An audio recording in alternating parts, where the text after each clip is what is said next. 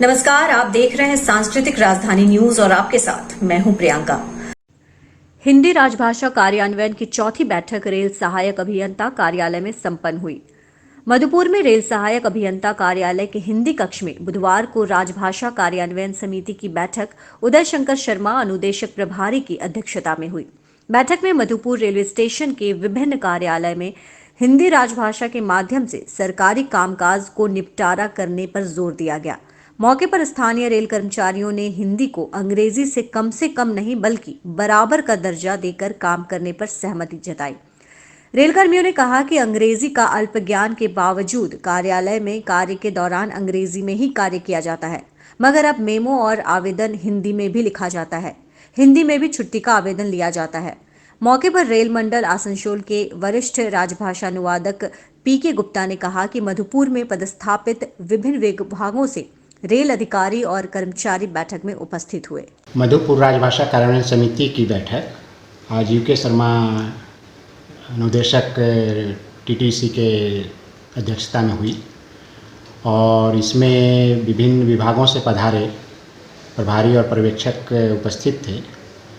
इसमें हिंदी की कार्य प्रगति पर और उसके प्रगामी क्या अनुप्रयोग किए जा सकते हैं उसको लेकर एक सार्थक बैठक हुई और इसमें विभिन्न विभागों के जो हमारे प्रतिनिधि आए हुए थे उसमें उन्होंने अपने बहुमूल्य विचार रखे और सुझाव भी दिए, जिसमें कि हमारे मोहम्मद आजम जो समाली विभाग मधुपुर से उपस्थित थे, उन्होंने अपने कार्यालय क्षेत्र में के लिए बताया कि सरकारी कामकाज के लिए बना हुआ फॉर्मेट होता है, उस फॉर्मेट को कंप्यूटर पर हम लोगों ने लोड कर दिया है और उसमें कुछ एडिट करके महीने के हिसाब से या कार्य की प्रकृति के हिसाब से उसमें हम लोग परिवर्तन करके हम लोग हिंदी के कार्य की मात्रा बढ़ा रहे हैं और उस क्षेत्र में हम लोग गतिशील हैं।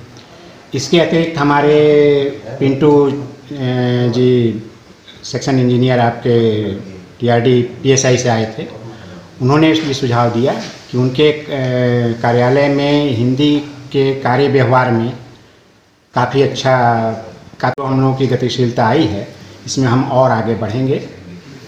हमारे कुंदन कुमार जी जो यहाँ स्टेशन प्रबंधक कार्यालय में कार्यरत हैं, उन्होंने भी अपने बहुमूल्य विचार में हमसे हमें अवगत कराया।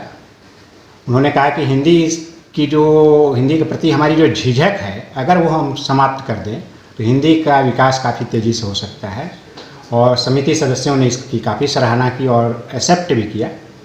हमारे आरपीएफ विभाग से भी जो हमारे प्रतिनिधि उपस्थित थे, उन्होंने भी कहा कि हम लोग अपने कार्यालय में हमारे जो उप निरीक्षक हैं, सहायक उप निरीक्षक हैं, वे लोग हिंदी में अपनी डायरियाँ लिख रहे हैं और इसमें क्रमशः आगे बढ़ोतरी होती जा रही है। इसके अलावा महबूब अली जो हमारे यहाँ पुस्तकाध्यक्ष भी हैं, उन्होंने भी कहा कि अगर ये जो सभा समिति की बैठक होती है, इसे अगर व्यापक रूप दे दिया जाए तो काफ़ी हिंदी के क्षेत्र में बढ़ोतरी मिलेगी, प्रोत्साहन भी मिलेगा। तो लगता है कि हम लोग आने वाले दिनों में हिंदी के कार्य क्षेत्र में काफ़ी आगे बढ़ेंगे और लोगों को पुरस्कृत करने में, प्रोत्साहित करने में हमारी राजभाषा टीम जो है आगे बढ़ेगी। नए साल में हम लोग का यही विश्वास है, यही कामना है।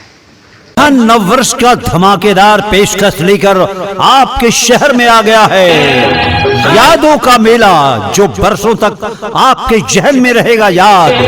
हस्तशिल्प एंड डिज्नीलैंड मेला दोपहर 2 बजे से रात्रि 10 बजे तक न्यू नगर निगम ग्राउंड देवघर। देश विदेश में तहलका मचाने के बाद अब आपके शहर बाबा नगरी देवघर में तहलका मचाने आ गया है मनोरंजन पार्क डिज्नीलैंड मेला प्रदर्शनी। न्यू नगर निगम ग्राउंड देवघर दोपहर 2 बजे से रात्रि 10 बजे तक, जिसका स्थान है न्यू नगर निगम ग्राउंड देवघर, जिसका खुलने का समय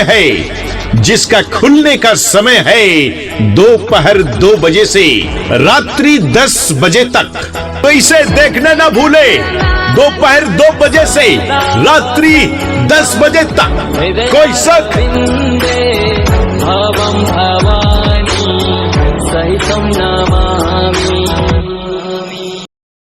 और फिलहाल खबरों में इतना ही। मुझे दीजिए इजाजत। नमस्कार।